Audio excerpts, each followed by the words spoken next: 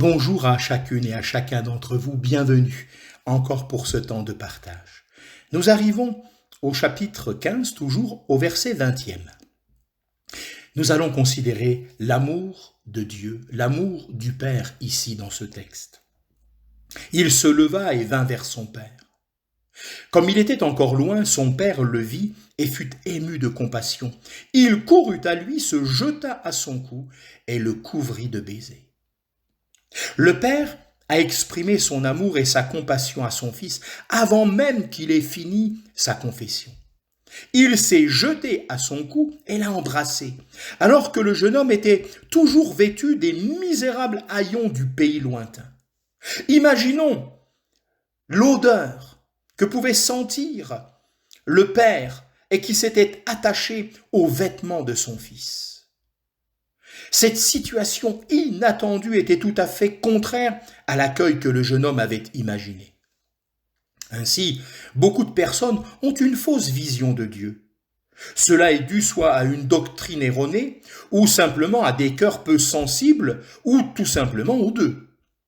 Quand Satan a rencontré Adam et Ève, il a mis en question l'amour de Dieu. S'il vous aimait vraiment, il ne vous cacherait rien. Il sait que si vous prenez du fruit de cet arbre, vous serez comme lui. Genèse chapitre 3, versets 3 à 6.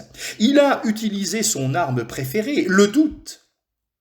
Ceux-ci ont écouté la voix du serpent, qui disait « Dieu ne t'aime pas vraiment, n'est-ce pas ?» L'homme s'est ainsi détaché de Dieu, et depuis lors, le cœur de l'homme se détourne de Dieu.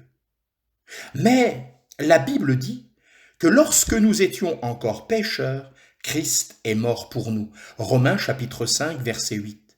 Et encore, que l'amour de Dieu nous a été manifesté au travers de l'œuvre de Christ. 1 Jean chapitre 4, versets 9 et 10. Comme il est difficile pour le cœur de l'homme d'accepter cela.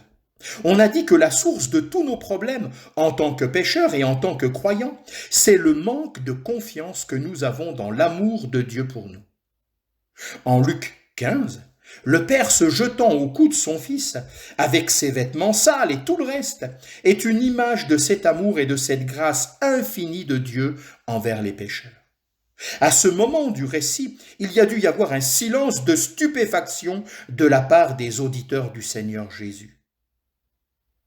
Il est très intéressant de remarquer que le Père va interrompre la confession de son Fils.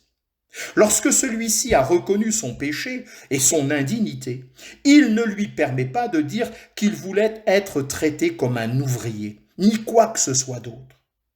Par grâce, sa position était celle de fils, et c'est aussi la nôtre que le Seigneur nous donne de bien concevoir ces choses selon leur juste valeur et selon son dessein à lui, et que sa bénédiction soit notre partage.